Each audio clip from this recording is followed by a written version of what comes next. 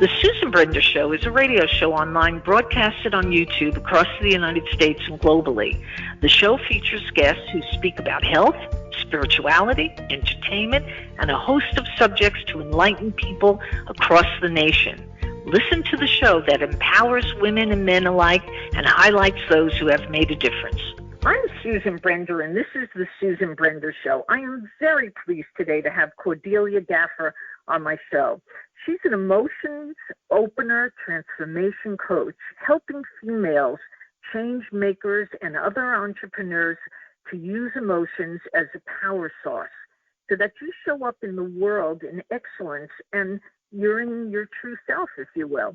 Now, after leaving her corporate career as controller for IT startup, she chose to homeschool her children, which involved coordinating activities in the homeschooling community, running Girl Scouts and Boy Scouts troops, as much as she was ready to restructure her life in a way which allowed her to be her true self and to let it emerge. In her refreshed phase, she says, she emerges an author sharing her guide, how to get started with workout around my day in community workshops and eventually as a coach. Now, there's a lot more to tell you about Cordelia, and yet I wanted to make sure that she really gives you an idea of what she's all about and why she did what she did and where she is at now. So I want to welcome to the show Cordelia Gaffar. Hello, Susan. Thank you so much for having me on. Oh, and it's my pleasure. You know, you, after leaving your corporate career as a controller, first of all, I'm curious why you did that. Yeah, so in between my first and second child, I had 2 miscarriages, and I found out that I was pregnant with our third, and I just didn't want to risk it. So that was it. Now, 5 years into building your speaking career and coaching business, you say that you have deepened your practice and share the sustainable system of self-nurturing with clients called the Replenish Me program. So tell our audience about the Replenish program. Yeah, the Replenish Me program emerged out of working with women over, the past, 4 years at that point, because I started out, as you see with my book, How to Work Out Around My Day, right? So that was really fitness and nutrition based. But what I found out was that no one could stick to the plan or stick to the program because of the underlying emotional problems. And these were issues that went back to really stories that they were telling themselves about self-acceptance and self-belief. So I really wanted to dig deeper, and I thought about it for myself. It's like, well, wait, I have a podcast called Replenish Me, and what I do for myself so that I can serve my clients is I always have this system of replenishing myself, which is I let go, like I brain dump everything that just is not supportive. And so that step is called release. And this step, I literally have people just brain dump every single thing that they may be doing right now, a habit or, something that just isn't helpful for themselves. And, and then just make a pledge to let that go. The next step is restructure. So now that we've got a clean slate, we come back with habits that are supportive, and or they may be habits that we already have, but we're just not giving them the energy that we could be. And now that we've gotten rid of all that other stuff, we can focus on those 2 or 3 things to restructure our mindset so that we can support our growth. The third phase is now that we've taken care of what's going on the inside of ourselves with the things we're doing, the way we're talking to ourselves, and the way we are, what we're choosing to put energy into. The next step is the refresh. Now, refresh is where we're looking at the people who are closest to us.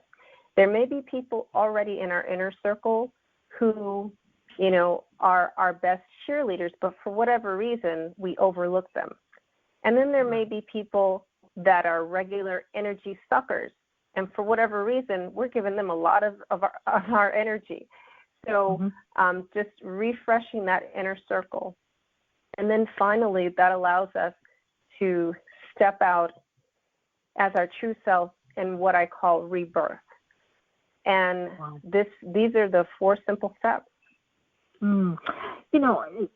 live in such a fast-paced world, if you will, where there are so many issues going on, so many problems around the world and here as well, because there's a lot of issues that people feel because of, politics. There seems to be an issue with regard to that. People are, one on one side, and then they're arguing with another side. Lots of things are going on. Is there something about this particular time where you feel that, well, in this case, maybe women, I don't know if you work with men, but if you work with women, that you find that they're really suffering, that they're having problems dealing with their family, their work, and various other places that they're, kind of part of, if you will? So, having come out of the holiday season right now, most of the things that women have been dealing with, were basically the relatives that they were dreading that were coming over, or they had to go over to their parents' house and see those relatives again. Above and beyond that, as far as a lot of the social issues that we see with not, being promoted or constantly overlooked, that is not really a lot of what I see, because 2 things. The women that I work with are either in charge, like they're the top level already, or they own their own business. So for the people who are business owners, and yes, and to answer your question, I do only work with women. For the women who are business owners, there's this cycle of self-doubt that keeps coming up. That really comes out with everybody, but when you as when you own your own business, personal development is a constant thing, so the self-doubt will come up more frequently. Yeah. And self-doubt, that kind of leads me to asking you about the formula that you created and the clarity and the self-belief that you discussed in a question that you gave me, actually. How did you create your formula? Yeah, so this is basically a process that I go through daily for myself, or weekly, I would say. So I, along with making sure that I'm ready to pour into women when I do my transformational workshops, of course I'm getting feedback from them and, and coaching them. There are different things that I learn, and these are patterns that repeat. But last summer, I hit a really dark place of self-doubt for myself. For yourself? Yes, for myself. I have to stop you for a second. Now, that's very interesting. And you yourself actually went through something like that. Explain to me. What's your story? That's what I want to share with you. Here's the thing. I think that a lot of times people assume that if you're a transformation coach or you're in the personal development space, that you've figured it all out and you're not human anymore. But the fact of the matter is the more that you know, the more you find out you don't know.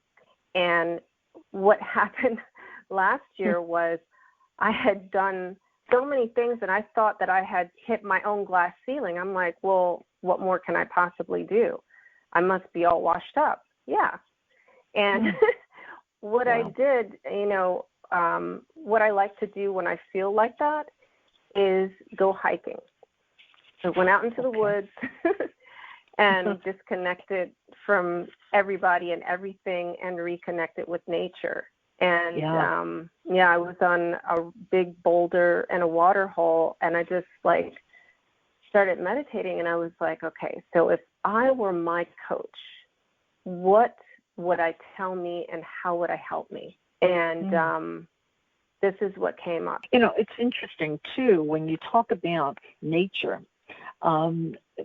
People, as we were discussing before, people are in such a fast-paced world where they're, the stress level that they get from all their work, from their relationships, from the way things are, is just incredible. And going back to nature, something simple as that, or listening to music, or dancing, or something that is kind of meditative, if you will.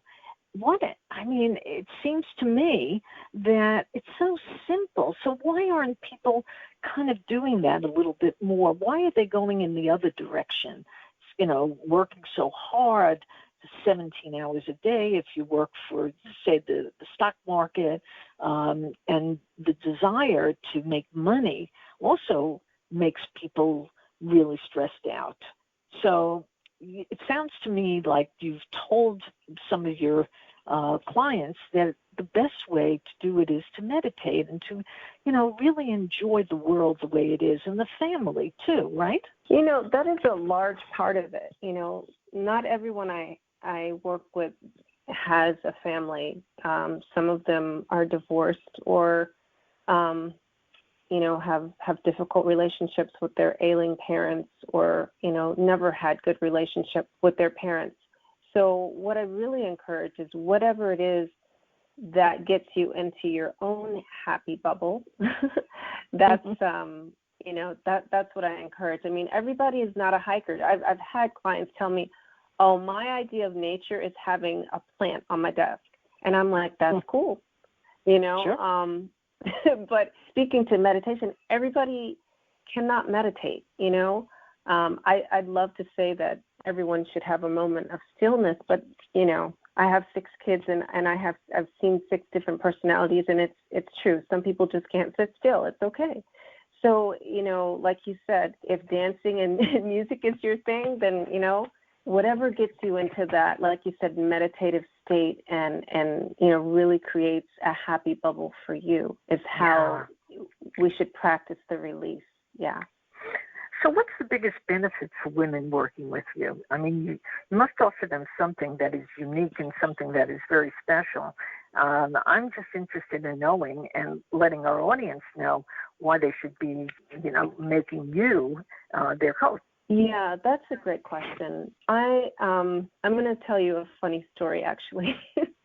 So I like to read Dr. Seuss, and it may just be because I still have a 5-year-old at home, but, there's a lot of personal development that's overlooked in Dr. Seuss, right? Uh-huh. And I recently actually wrote an article, and it's called Personal Development Lessons from Dr. Seuss. And I help women from the point of being the Sam I Am. Do you remember Green Eggs and Ham? Oh, I used to read that to my son all the time. In fact, it's very interesting because I am recently a new grandma, and the first thing I said to my son is, what books would you like to have? And the first one that came up is Green Eggs and Ham. The beautiful thing about that story is Sam I Am and Guy I Am, I've discovered after the thousands of times I've read that story, is the same person. So Sam I Am, is the reflection of Guy I Am. Notice how grumpy and miserable Guy I Am, kind of like the grown-up that we've all grown into, right? Yep. But Sam I Am is just playful and try and eat these green eggs and ham with a new perspective. Do it this way, do it that way, right? And that's that child within us that's still curious that we keep shutting down because maybe we were shut down between the ages of 5 and 11, right? Yeah, right. And then at the end, Guy I Am is like, you know what? I'm going to listen to you. And so that's me. I help you to see yourself from the curiosity of who you were when you were a little girl, but with all the wisdom that you have now. That's stunning. As I was talking before, I was telling you that, today what you see are people just working and working and working, and their reason for that is to make money or to get power. And that seems to be the way people sort of operate. But you're telling people, kind of take it easy. Reflect on yourself. Take a look at a little bit of nature. Enjoy the things that make you feel happy. And that brings me to the word happiness. Do you find that people today are as happy as maybe they were yesterday, and maybe they weren't so happy yesterday? Well, what do you kind of give me the definition? If you were talking to me, if you were my coach, and I said to you, I want to be happy. What is happiness? Happiness is what you make happen. It's we are actually physically designed to be happy. There's no reason why we should be unhappy. What we can do is use our emotions as a power source, and that's what this phrase means. It means that instead of avoiding, ignoring, or numbing, right, we're actually forcing ourselves not to feel. And over a period of time, what does it feel like to repeatedly not feel? Well, it's depressing. Sure. So what if when you got angry, you actually leaned into your anger? Because really, it's only going to last 90 seconds. Emotions, they don't last longer than that. Once it goes to the 91st second, that's you prolonging it with your thoughts. Right. But if you just let yourself feel anger and not, squash it down and smile at everybody, get up and stomp around for a minute. You know what I mean? Right. Or, go to your car and scream, or break a glass, then you'll be a lot happier. Yeah. So there are outlets for people who are feeling depressed, and there are outlets for people who are angry, because when you have anger and you keep it inside, it turns into depression, right? Yeah. So that brings me to asking you, what is your greatest accomplishment in your business? You must have something that stands out. From the accolades point of view, I would say I received my first international award last year, and in the same year that I was publishing a book with 50 amazing and dynamic women. And I'm so actually proud of the international award I got, because I was nominated for Best Podcaster of the Year in the United States, and I was also nominated Best, I can't even say it, I'm so excited, you see? Best Podcaster. Well, you have reason. Come on, Cordelia. Really, if you're awarded that sort of thing. Yeah. Okay, but anyway, as you were saying. So I was also nominated Best Podcaster of the Year in the UK for, get this name, Powerhouse Global. Isn't that an amazing name? It is. So that's the award I actually won. I was like, an international award, but it's called Powerhouse Global, right? And the greatest thing about that is I struggled so much with my podcast. I started it in 2016 in December, and I was always broadcasting on somebody else's channel, and I didn't want to keep it because I was like, I didn't have the listenership and, all the things that are the opposite of what we perceive as success. But and this goes back to another thing that's inside of my program that I help women with, once I realized that it's really not about how many people are listening, it's about the people who are benefiting, even if it's one person. Right. And once I settled into that, and I just enjoyed having the conversations because I thought the people I was interviewing were super cool. That's when the listeners came, and then that's when the nominations came. So that's why I'm super excited about that. Yeah. Absolutely. Share your personal quote that keeps you centered. I don't even think you need a quote to make you centered. You sound like you are. But on the other hand, there's got to be something that you want to quote that the audience ought to hear, because it's probably very inspirational. So I want you to tell them Tell them your famous quote. My famous quote is by myself. And so what I say is surrender to receive. That's how you're liberated. Basically, the story I just told about staying the course with keeping my podcast, I surrendered to the fact that it is benefiting at least me and the other, 2 or 3 people who were listening. And I received the energy and the power in that. And I freed myself from being miserable and about not having millions of listeners, So right. It basically made me grateful. We could get into business issues, which I'd love to, frankly, because you just mentioned something that is really the reality of what we do, podcasting, and that is that if you want to get a sponsor, you need millions of people to be following you, and, that's not easy. Chopra, no issues, but if you're just Right. who you are, people just don't necessarily acknowledge you, and it's very difficult on a business sense. But you've been able to overcome that? Yes, I have. And is it because of your belief system? I deeply believe it's because of my belief system and because I regularly refresh my inner circle.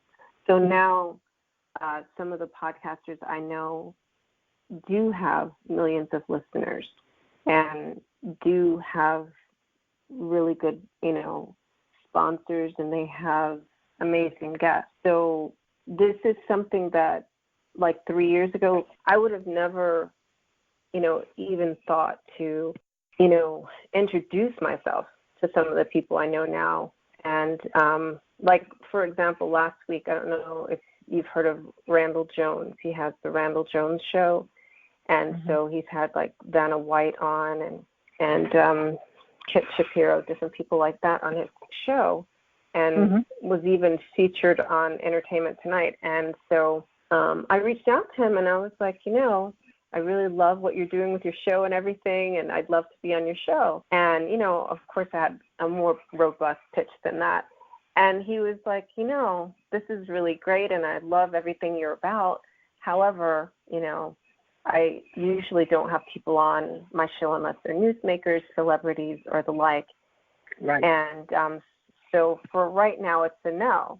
And I said, that's fair. And he says, I said, but that's okay because, last year I was featured in a book with Oprah Winfrey. So next year I'll be the next greatest thought leader. And he said, okay. He says, but keep asking people, So I reached out to you.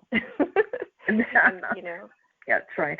I have to say, Cordelia, that, when you talk about people like Oprah and, again, other famous people, it's not necessarily that they have more to say than just a regular person. It's just that they were very fortunate. Do you call it luck? I'm just curious how you, kind of interpret their success and what you pass on to your clients. What is success, and how do you reach that point? I'm interested in knowing about that. What is success, and how do you reach that point? Success is in your mind. You have to, if you can't see yourself somewhere, you're not going to get there. And, to that point, it's so simple. Like, one day I was going to take my kids to art class, for example, and I know how to get there because they've been going for a long time, right? But that morning, I had so many things on my mind, and I was thinking about, we really need to go to this other place. And do you know, I drove straight to that place and not their art class? Wow. So think about it. Yeah. It's like sort of, in a way, I hate to say this because I'm not the kind of person who thinks about these kinds of things, but, it's kind of like a miracle. It's meant to be, that sort of thing. I feel very strongly that sometimes it's fate. Do you believe in fate? I have to say destiny, yeah. Wherever we're destined to be, we'll definitely be there. But I do strongly feel like we have some part in that because we do have free will. I do believe in free will. Sure. And you also said that, there are people or your clients that come to you and they have this attitude, if you will, confidence. You called it confidence. And that is, I agree with you. There's no question about it. If you have the confidence, you have a kind of thought that you can reach out, you can kind of get to the zenith of where you really want to be. And it sounds to me like that advice that you give to your clients is very important, because when you have that, and I'm repeating myself here, but when you have the confidence and the self-esteem, you can reach heights. I mean, why is like an actor? Let's talk about actors, for instance. There are thousands of actors out there, right? And why is it that one makes it, even if their talent is the same as another? Could it be that they have the confidence?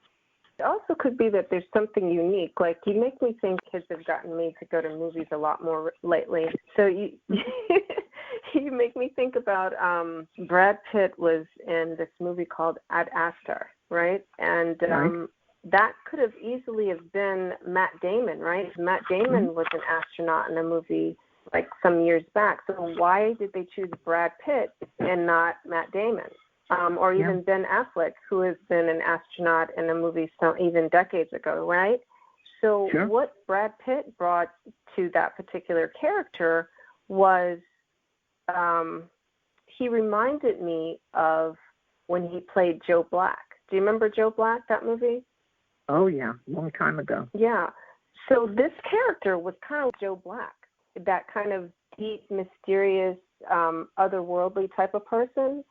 So, but Matt Damon doesn't come off as that kind of person, right? He's a very grounded, so yes, there's millions of actors, and yes, Matt Damon and Ben Affleck have been astronauts in other movies, but nobody could have played that part like Brad Pitt. Right. Absolutely not.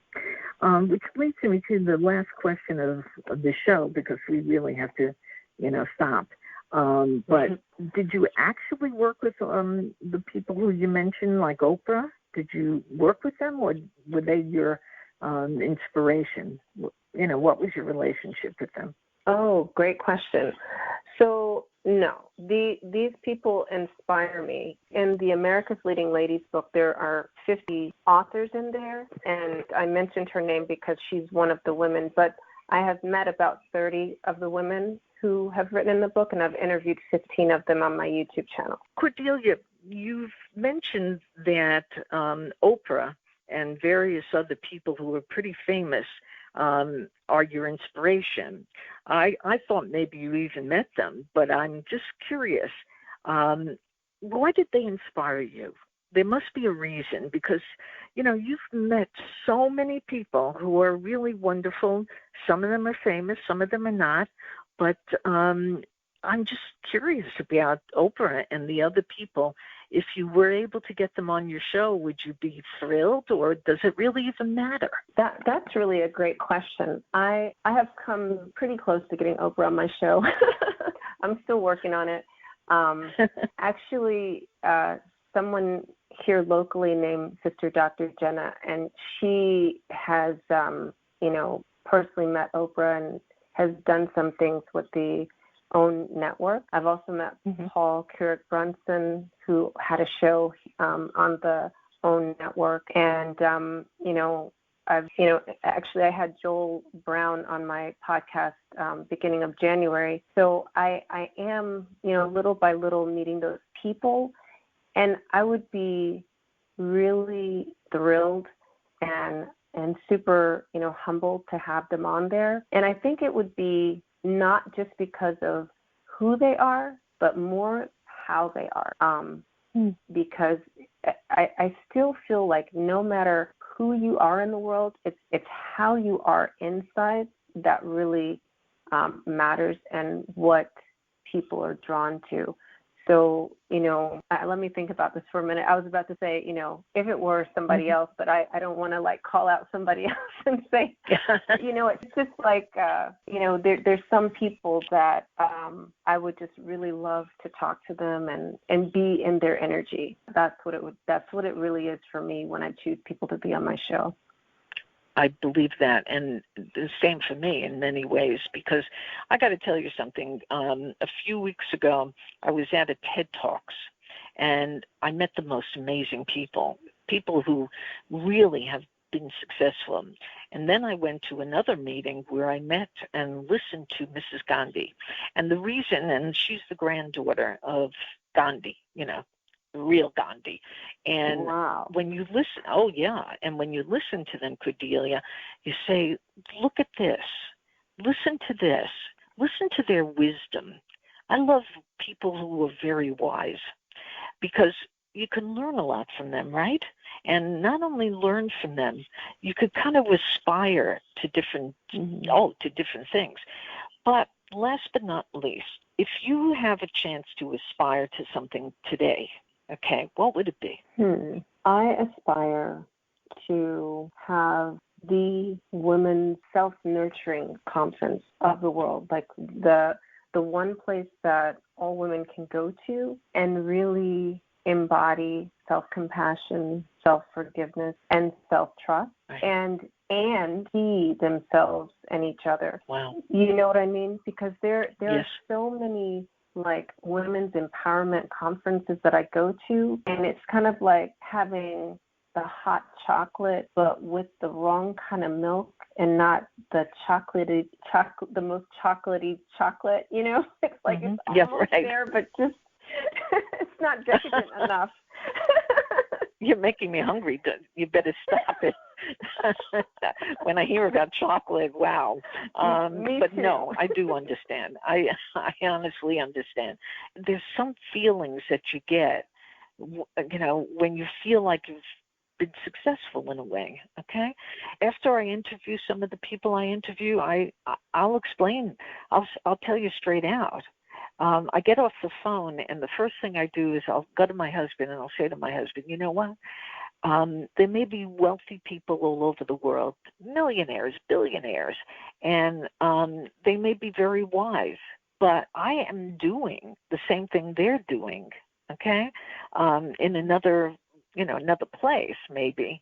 But for me, it's like the greatest feeling I could get, especially when people like you come on my show and tell your story, because your story is very interesting and there's a lot to learn from it.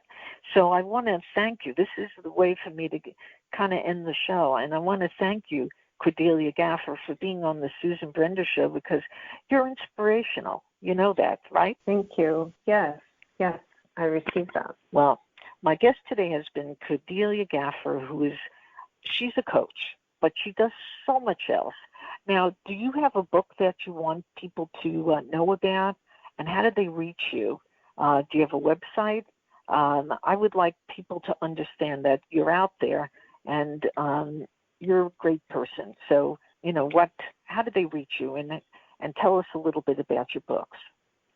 Sure, and thank you for asking. So my website is my name, CordeliaGaffar.com, and I actually do have a new book coming out this year. It's coming out at the end of February 2020, and it's called Love in All Forms of Detachment, Transforming Your Heart so that you can transform your mind. On my website, you will see the books that I've written. I've written a total of 5, and 2 of them were a collaborative effort, America's Leading Ladies, and then The Art of Unlearning. But I've written Workout Around My Day, the only health guide that moms need. And I've also written the guide, How to Get Started with Workout Around My Day. I guess it's 6 books. And then Ramadan Food Hacks. And then this book coming out in February. Yeah. Wow.